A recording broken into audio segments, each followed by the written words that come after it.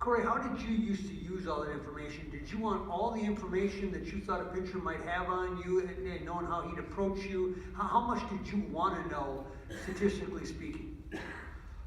Well, at the end of the day, it doesn't matter how much data you have, it's how you're able to use that data.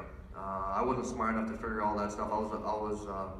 I say I have a dino brain because it's basically see-ball, hit ball. And that's where I had success at. And the more information I would get, the more it would cloud my brain. And I have and I think I've been skewed from data at some point. I'm gonna tell you a little experience I had with data. It was on a roulette table. And so I had my first year, it was my first year in the big, well, I had my September call-up, and you go from the minor leagues, and you're making, maybe, $600 a week, and all of a sudden you get your first call-up in big leagues, and you're making some pretty good money. So I thought I was a big shot. So I go home, back to Winnipeg, and I went to the casino, and I'm going to go casino, and I said, okay, I look on there, and it says 3 times black in a row. I said, you know what, $50 on red, it's going to hit red, no problem. Bam, black. I'm like, okay, well, let's do $100 red, because I want to get my money back. Black. Well, okay, well, let's do $200 red. Black. All right, well, let's get $400 red. Black. Now, all of a sudden, my heart started beating because now I don't have that much money in the bank. I said, okay, let's do 800 black. Red. And I'm like, are you kidding me? Now we're like 5 times in a row. I said, okay, you know what? I'm going to do it one more time.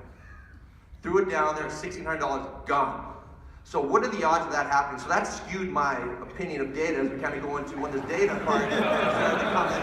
Because I didn't want to be that one guy that gets up in a situation where I'm like 3-2, runners on second and third, and this guy throws a changeup 3-2 76% of the time, or 82% of the time, and all of a sudden he throws a fastball right down the middle, and I was sitting on changeup. So that skewed me for the rest of my life, except this one time.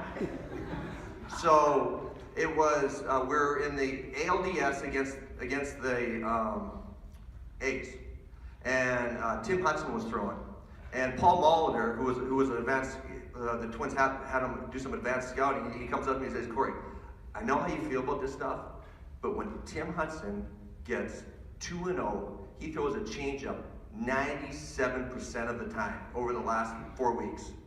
And I'm like, okay, well, what if that 3%? I don't want to be in the 3%.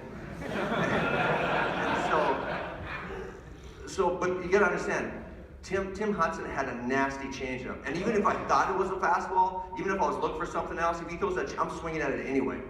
So we got in a situation where it was 5-0, we're down 5-0, we had runners in second and third, and I got in that situation in which it was 2-0.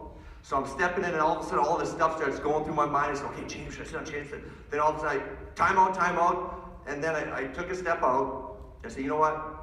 If I'm ever going to do this, now's the time, because I got a 97% likelihood that he's going to throw a changeup here. I got to sit on this thing, because if I don't sit on this thing and he throws it and I'm looking for fastball, I'm going to look like an idiot anyway. So why don't I just sit on this thing?